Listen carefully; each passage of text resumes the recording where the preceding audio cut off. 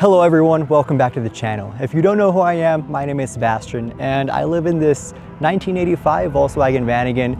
It's a pop top, it's two-wheel drive, and I call it home. If you're thinking about getting into van life, there's so many different options out there, whether it be two-wheel drive or, if you type in on Facebook Marketplace, cool four-wheel drive vans to buy, a lot pop up. These pop up as well. These come in four-wheel drive. I chose to go with the two-wheel drive, but there are so many different options out there, including this thing right here. I've got my friend Joe here, and he's gonna show me around his 2006 4x4 Mitsubishi Delica L400. This is the Mitsubishi Delica L400, a 4x4 adventure van with serious off-road chops. Built on a Pajero-based platform, it's compact, capable, and perfect for van life. Under the hood, might you ask? A V6 gasoline-powered engine, which helps the four-wheel drive get me to all those hard-to-reach spots. But before we dive into that, I would like to say that there's no way I regret buying my Vanagon. German vehicles aren't known to be reliable like these Toyota Mitsubishi contraptions. I love my van. Whatever. Let's look at this thing. How tall are you? 6 foot. 6 foot. 6 feet. I think 183 centimeters. I don't know what that means. So my van is a pop top. It's a low roof van, but the roof, it pops up. So I'm able to stand when the top is popped. So this latch right here, if I squeeze this in, push up a little bit, with minimal effort, I'm able to triple my headroom with ease. Now the only downside of this is it's a pretty thin canvas and it is 40 years old, so it has a couple little holes in there, but that's what duct tape is for. This wasn't a huge selling point when I chose the van because I didn't really mind kneeling down all the time, and all winter long I'll have the roof down because it's just so freaking cold outside. So I'm curious to see what Joe's reasoning is behind actually choosing a fixed low roof van. America! So yeah, I'm Joe, I live in this Delica. It is actually the high roof version. They make a low roof one. So yeah, thanks Sebastian for telling them I live in a low roof van. This is a high roof van. The height is fine for me. I don't stand up in it like Sebastian can with the popped roof, but it's okay. I spend most of my time lying down or hunched over like that. And this van is four-wheel drive, meaning that I can get pretty much anywhere. And when I get stuck in the mud and ice, I just have to change the selector and I'm on the way. I can use 4 high and 4 low. For any of you who don't know what that means, it basically means what? I don't even know what it means. Well, I'll figure it out. There's actually no door on this side, just on the other side. And unlike most van lifers, this is not for access, but for all of my electronic vices. We've got Wi-Fi, full gaming monitor, laptop, and the EcoFlow, of course, with the 6 outlets. What more can you want, baby? And this step also closes. Oh, hey, and this? Well, this is the best bit. This is where I game online, store all my clothes, live, sleep, drink, eat, maybe die, who knows? This is my diesel heater right here. It keeps me warm and keeps me alive. The hot air just comes out of this vent and I can aim it anywhere I want for easy heat. My bed, it pulls out and I put this one down next to it to turn it into a double. But for now, it'll just stay as the seat because we're on the road. This is my power bank. It's a 2,400 watt EcoFlow solar generator.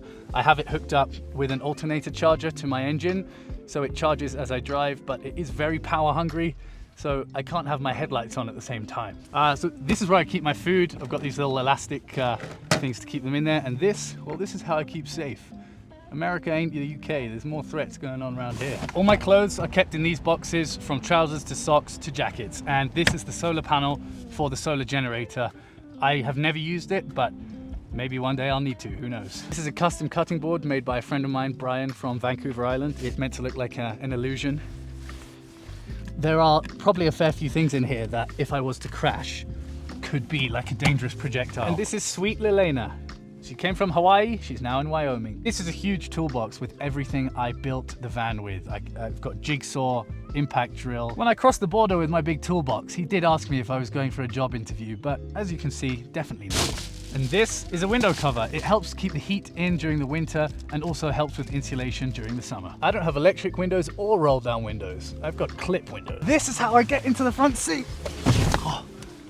So I just got back from Anchorage in a 90s Nissan Pathfinder, which which the engine blew. So I bought this Japanese right-hand drive 4x4 import van. I'm the first owner in North America, so I got it from the dealership. Spent the last month or two building it out in Canada, and now we're on the big US road trip down in Wyoming, and yeah, look at this. I use Starlink Wi-Fi. Thanks, Elon. I'd say Joe seems to be pretty happy with his, high roof van. It's higher than your normal Mitsubishi L100. He's got a pretty minimal setup inside, and I consider that to be more of a minimalist than me. I just keep accumulating junk. I need to go through everything and get rid of a lot of stuff that I don't use. And I do like the option to stand up. I can't stand up all the time. I mean, like, yeah, it doesn't work. Even when I'm cooking and stuff, I'll just be on my knees or something, you know, whatever. If I were to do it again, would I get a low roof van? I don't know. I wouldn't completely rule it out. It's definitely a personal preference, and depending on what you're willing to compromise. I like to feel like I'm pretty easygoing, so I don't think it would bother me too much to be confined in a smaller vehicle. It's way more nimble. You can go through drive-thrus without having a full high top van. That's a whole different subject. I'm not saying I have a large van by any means, but Joe's is definitely a lot more narrow than mine. I don't know the specs, but it looks so nimble. And the fact that his is 4-wheel drive, I feel like he could get himself out of a lot more situations. And driving on these icy roads in Wyoming, and he's been staying up in Canada, the roads get pretty dicey. There's so much ground clearance straight from the factory. It even has a full-size spare tire under the back here.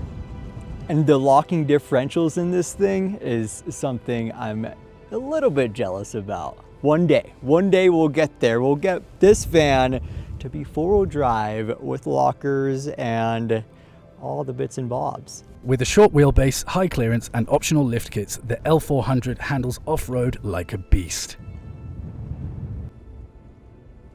I do think for a solo van lifer, either one of these setups is absolutely perfect. Maybe even two people. I've met couples living in Delicas, even though they're pretty tiny on the inside.